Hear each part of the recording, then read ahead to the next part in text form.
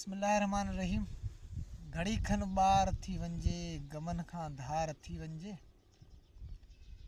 अस्सलाम वालेकुम दोस्तों,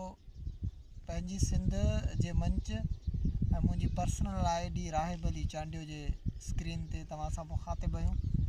असां मुख़्तलिफ़ वीडियो मुख़्तलिफ़ प्रोग्राम तव्हां सॼणनि जे लाइ वॾी कोशिशुनि सां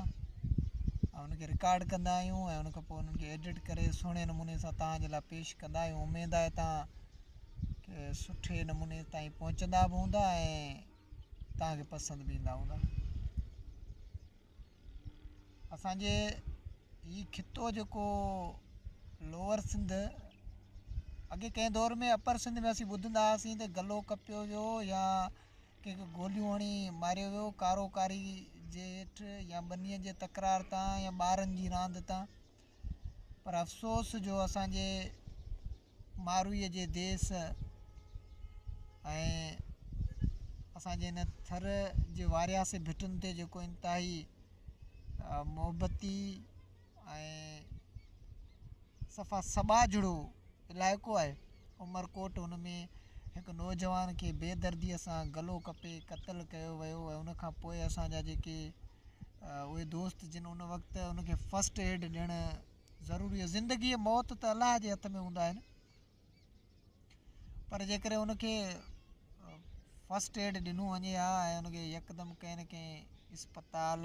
कंहिं एमरजेंसी में किथे पहुचायो वञे हा, 112 जी जेका गाॾी आहे उन ताईं बि पहुचायो वञे हा त शायदि अॼु उहो बची वञे हा। बहरहाल इहे सभु शयूं पोइ आहिनि ऐं अफ़सोस जो उन माण्हूअ वीडियो भराइण जे लाइ बि चयो ऐं उनखे सुर्ख़ सलाम आहे जो हुनजो गलो कपियल रहियो पर संदसि चहिरे ते मुर्क हुई ऐं इहा मुर्क उन कातिल जे मुंहं ते चमाट आहे ऐं न सिर्फ़ु उन कातिल बल्कि उन बिगड़ियल समाज जे मुंहं ते बि चमाट आहे त जंहिं लाइ मौज जुनू चयो त मां मौत सां मुहाॾे में जे मारिजी वञा पिरी ऐं ज़िंदगीअ जी डोड़ में जे हारजी वञा पिरी त सम्झ मुंहिंजी जीत आहे, मौत हिकिड़ी रीत आहे।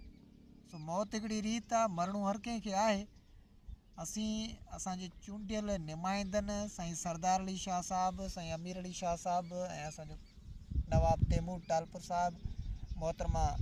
सबा टालपुर साहिबा MNA, उनखे असीं पुरज़ोर अपील था करियूं त इन कातिल ऐं इन कातिल सां गॾु सहूलतकार ऐं जेके ॿिया इन जा साथी आहिनि उनखे कैफ़े किरदार ताईं पहुचाए मज़लूम खे इंसाफ़ ॾिनो वञे ऐं उन मक़तूल जे वारसनि सां इंसाफ़ कयो वञे। सो आउं सम्झां थो त इहो असांजे इलाइक़े जे लाइ हिकिड़ो वॾो इंतिहाई ख़ौफ़नाक दर्दनाक वाक़ियो आहे जेको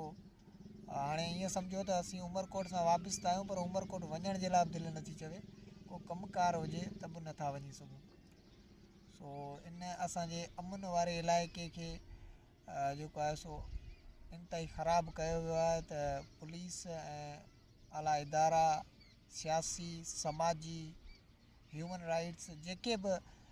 इदारा आहिनि उन्हनि खे हिते तहरक वठणु घुरिजे ऐं अहिड़ा वाक़िया छो थियनि था उन जी बि पोइवारी कजे। सो पंहिंजी सिंध जे मंच तां तव्हां सां मुखातिब थियासीं ऐं सभिनी दोस्तनि खे वरी गुज़ारिश आहे त असांजे चैनल खे सब्सक्राइब बि करियो ऐं फॉलो करियो, असांजी सपोर्ट करियो, ॿांह ॿेली थियो असांजा, जीअं तव्हां साथ ॾियो पिया इन खां वधीक अञा जेकॾहिं तव्हां असांखे रिस्पॉन्स ॾींदो त असां इनशाला जॾहिं बि हौसला अफ़ज़ाई थींदी आहे न त वरी उन में माण्हू थोरो वधीक दिलचस्पी सां कमु कंदो आहे। सो उमेदु थो करियां त वरी बि तव्हां असांजी हौसला अफ़ज़ाई कंदो, असांजे चैनल यूट्यूब जे खे बि ऐं पंहिंजी सिंध जे हिन पेज खे प्रमोट कराइण में वॾी बि असांजी हेल्प कंदो। वॾी महिरबानी। हक़ मौजूदु, जिए लतीफ़ जी ॿोली।